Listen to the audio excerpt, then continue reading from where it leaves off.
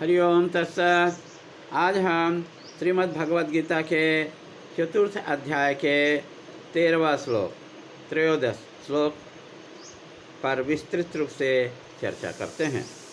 श्लोक है, चातुर्वर्ण्यम मया सृष्टम गुणकर्मा विभागसः तस्य कर्तारमपि मां विद्य कर्तारमव्ययम्। अर्थात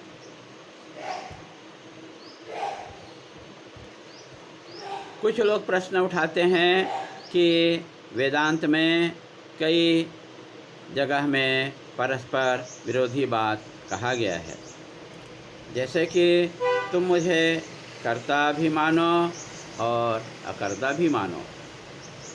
चारों वर्ण के धर्म को सृष्टि के आदि में गुण कर्म के आधार पर विभक्त किया गया। कालांतर में यह जन्म के आधार पर वर्ण व्यवस्था हो गया, इसलिए चतुर्वर्ण का कर्ता मुझे मानो। लेकिन मैं असंबंध रहता हूँ, मैं कर्ता होते हुए भी कर्ता नहीं होता। सिद्धांत है कि जहाँ क्रिया है तो विकार अवश्य होगा, और जहाँ विकार है वहाँ विनाश अवश्य होगा। शंकराचार्य जी टीका करते हैं कि चार वर्ण गुण कर्म के आधार पर किया गया था। 3 गुण हैं, सत्व, रज और तम। सात्विक सत्व प्रधान सम, दम, तप आदि ब्राह्मणों के लिए है। रज गुण शौर्य, शूरता, वीरता, तेज आदि क्षत्रियों वर्ण के लिए हैं।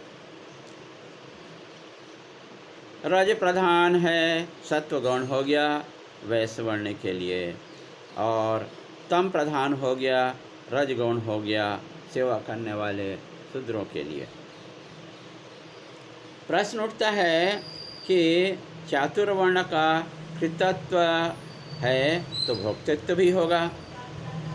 तब भगवान उत्तर देते हैं कि मैं अपनी माया को सत्ता प्रदान कर देता हूँ, मैं कुछ नहीं करता, मैं अकर्ता हूँ, अव्यय हूँ, असंसारी हूँ। संसार के साथ मेरा लेस मास भी संबंध नहीं है। जगत के गुण या दोष का आत्मा के साथ में कोई संबंध नहीं है। शंकरानंद जी महाराज टीका करते हैं कि गुण क्या है? शम, दम, तितिक्षा आदि का विभाग। रजगुण सत्व प्रधान है ब्राह्मण के लिए, रज प्रधान है क्षत्रियों के लिए, रज और तम गौण है वैश्य के लिए, और शूद्र के लिए तम प्रधान है, रजगौण है। लेकिन आज तो जन्म ही कारण होता है वर्ण निर्धारण के लिए।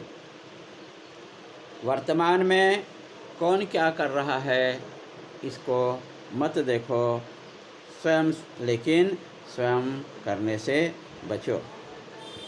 जैसे बाढ़ में आपकी नौका पहले किनारे लगाओ और फिर दूसरों को बचाने का प्रयास करो। पहले स्वयं संसार में डूबा हुआ है तो दूसरे को तार नहीं सकता। पहले अपने को मुक्त हो जाओ। अनुभूति हुई बिना साक्षात्कार हुए भी दूसरे को मोक्ष नहीं दे सकते। अतः यदि आपको मोक्ष हो गया तो स्वयं आपके पास लोग आएंगे। हरिओम तत्सत।